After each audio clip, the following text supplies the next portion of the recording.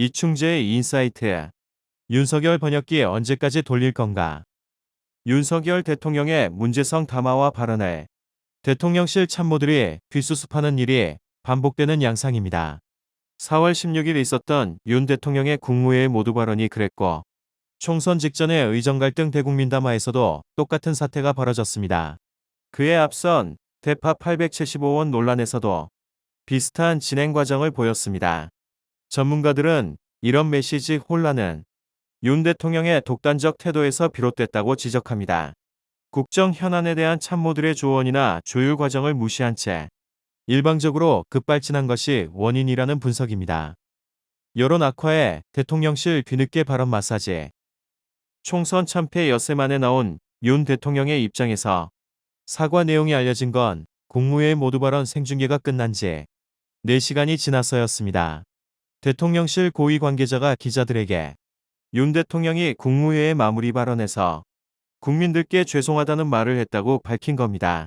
이 관계자는 대통령 모두 발언에는 없었던 이재명 대표와 만남 가능성이 열려있다는 설명도 했습니다. 윤 대통령 모두 발언에 혹독한 평가가 나오자 뒤늦게 대통령실에서 마사지를 했다는 지적이 나옵니다. 일각에선 윤 대통령이 실제 죄송하다는 발언을 했는지 의심스럽다는 추측도 제기됩니다. 지난 4월 1일 윤 대통령의 의료개혁 관련 대국민 담화 때도 같은 장면이 펼쳐졌습니다. 51분 동안 격정적으로 읽어내려간 담화의 상당 부분은 의대 2,000명 증원 유지에 무게가 실려 있었습니다. 하지만 윤 대통령 담화 뒤 비판 목소리가 빗발치자 대통령실에서 숫자에 매몰되지 않을 것이라는 전혀 다른 톤의 해석을 내놨습니다. 여론 악화에 대통령실 참모들이 부랴부랴 대통령 번역기 역할에 나선 것입니다. 그러나 윤 대통령은 4월 16일 국무회의 발언에서 재차 의대 증원 규모에서 물러서지 않겠다는 뜻을 밝혀 혼란이 되레 커지는 상황입니다. 대통령실 참모들이 통역사로 나선 사례는 손에 꼽기도 어려울 정도입니다. 지난달 윤 대통령의 대파 발언 논란이 커지자 대통령실은 지난 정부에서도 최고 가격을 기록했다며 서둘러 진화에 나섰습니다. 하지만 대통령의 잘못된 현실 인식에 대한 해명은 없었습니다.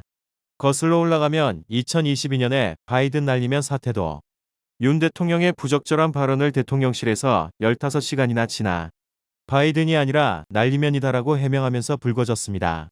전문가들은 대통령의 긴 시간 담화 뒤에도 참모들이 진위는 그게 아니다라고 정반대 해석을 해야 하는 상황이 번번이 되풀이되는 것은 정상이 아니라고 말합니다. 윤 대통령과 참모들 간의 메시지 조율이 제대로 이루어지지 않았거나 대통령이 이를 무시한 채 자신이 하고 싶은 말을 쏟아낸 것으로 해석할 수밖에 없다는 겁니다. 실제 윤 대통령은 참모들이 써준 원고를 유독 많이 손질하는 것으로 알려졌습니다. 참모들의 조언을 잘 듣지 않을 가능성이 높습니다.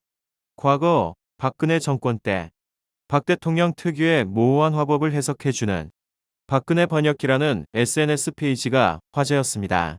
당시 페이지의 문패는 박 대통령의 대선 슬로건인 내 꿈이 이루어지는 나라를 패러디한 내 말을 알아듣는 나라였습니다. 이젠 윤 대통령의 담화와 발언에 담긴 속내를 전달해주는 윤석열 번역기도 등장해야 할 상황입니다. 많은 국민은 윤 대통령이 왜 직접 똑부러지게 말하지 않고 참모들 통역이 뒤따르는 건지 이해하지 못한다는 사실을 깨달아야 합니다.